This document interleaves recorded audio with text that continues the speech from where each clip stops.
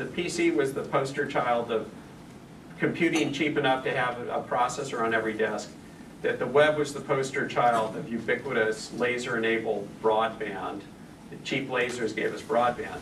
I've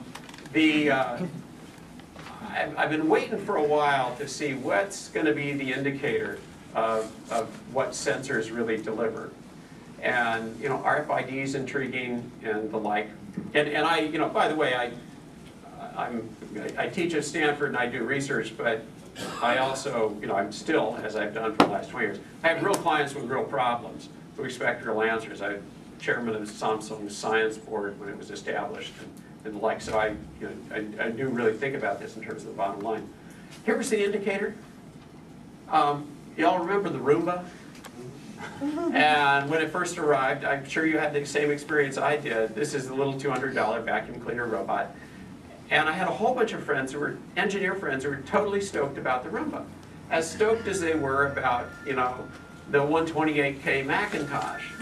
And I thought, this is really weird. These are people who, in my recollection, never even owned a vacuum cleaner. And now they're totally stoked by the Roomba. And then I found out, I started talking to the company, and I called them, I said, okay, what's going on here? Because, it sort of cleaned floors, but it wasn't great. It turned out they were discovering a really interesting data point at the time, this is when the Roomba first came out, that 2/3 of Roomba owners were giving their Roombas names. I couldn't remember anybody ever giving their vacuum cleaner a name. And 1/3 of Roomba owners were confessed to taking their Roombas over to a friend's house or on vacation. And I went, of course. Take a bunch of sensors, put it on a computer, add some wheels, and you have a robot.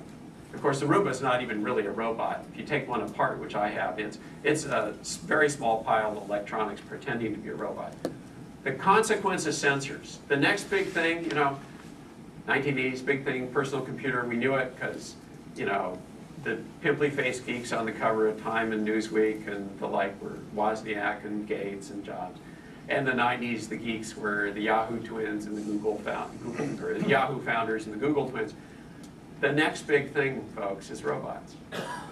The next big comes out of nowhere, totally surprises consumers on the cover of Time magazine, is going to be consumer robots. And throw away your notions of robots should look like, they'll look different. And it's still a couple of years away. I bet it's, it has the feel of about 3.5, 4, 5 years away. But we know we have all the technology, we've got the sensors, we've got the processors, we've got the communications. Nobody's figured out the applications yet.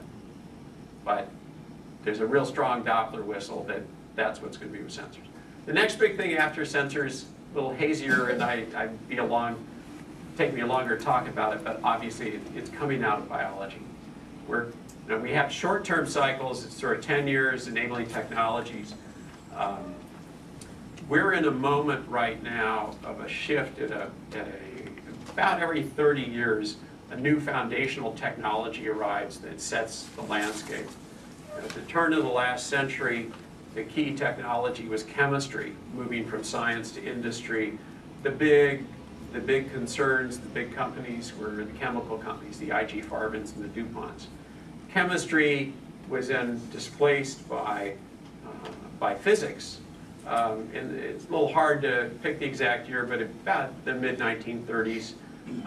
And physics became the fast-growing field, and physics-based companies had a big role to play. Then in 1948, 3 physicists triggered the third wave, the electronics revolution, Bertain, Bardeen, and Shockley building the transistor. And by the way, it's not that the earlier revolutions are obsolete. Chemistry didn't go away because physics became central, and physics didn't disappear because of electronics. But the difference was, if you were a chemist in 1910, you could get a date. If you were a chemist in 1950, you couldn't get a date. You had to be a physicist. And if you were trying to get a date in 1970, you better be an electronics engineer. I can guarantee you the next thing that's going to be required for kids to get a date is biology.